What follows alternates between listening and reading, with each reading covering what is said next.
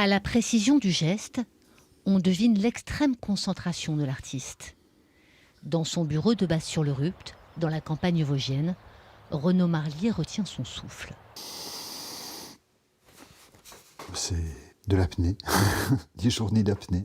On est à un dixième de millimètre près là. Il faut être hyper précis dans son geste, tant sur la pression exercée sur le pinceau que sur l'exactitude de placement du pinceau par rapport au motif à travailler. Sous son pinceau, des entrelacs complexes dessinent des motifs anciens. Au Moyen-Âge, ils ornaient les manuscrits les plus précieux. Renaud Marlier s'y est plongé avec passion, en autodidacte. Toute lettre, tout morceau de cette peinture, de ce style de peinture, c'est un petit bijou, il y a vraiment quelque chose d'extraordinaire, pas de lettres faites de la même manière, avec des couleurs, avec des...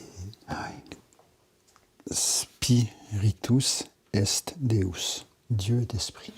Essentiellement monacal à l'origine, l'enluminure gagne les ouvrages profanes à partir du XIIIe siècle, avec l'éclosion des universités. On se promène dans le paysage, on côtoie des chevaliers là, qui se rencontrent, qui semblent dialoguer ensemble. Et c'est une peinture qui est pleine de détails, pleine de choses qu'on ne voit pas a priori comme ça. Tout est hyper travaillé à cette époque-là. Le tout rehaussé à la feuille d'or, un métal très prisé par les artisans de l'époque. Outre le fait que ce soit un métal précieux, c'est surtout un métal inoxydable. Par exemple, on peut coller de l'argent sur un livre. Le problème, c'est que l'argent va s'oxyder très rapidement. L'or, lui, ne s'oxydera pas. Des œuvres qui traversent les siècles, c'est précisément ce qui a conduit ce viticulteur alsacien à faire appel à Renaud Marlier. Dans ce chai d'exception, l'enlumineur puise l'inspiration pour créer des étiquettes. Il y a de la fête, mais il y a du sacré dans ce vin. Un aspect plus inattendu de son travail. Il est nécessaire de comprendre véritablement les caractéristiques de son vin.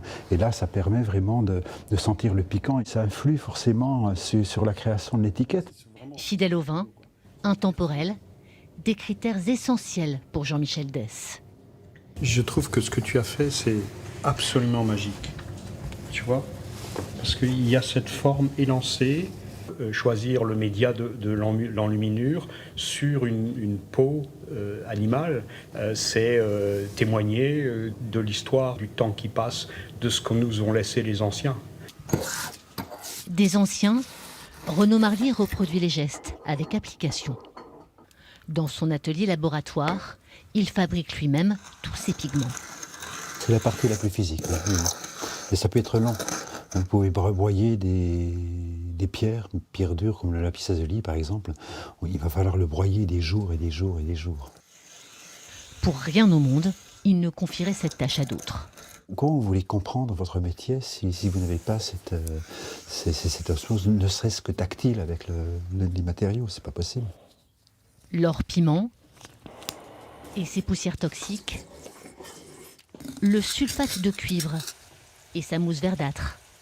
Dans ses casseroles et sur ses étagères, de quoi fabriquer 170 couleurs, 30 ans de travail pour identifier, trier, préparer les matières premières jusqu'au plus improbable. Par exemple, on a là du sang de dragon.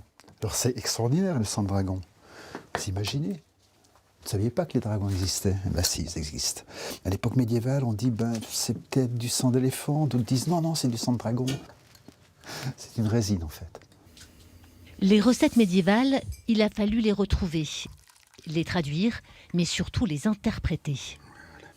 Entre dosage approximatif et unité de temps d'un autre âge.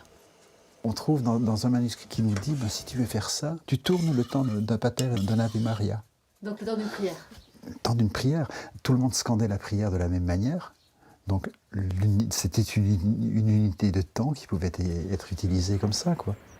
De retour dans son bureau, l'alchimiste retrouve ses habits d'artiste, son art des couleurs et de la lumière.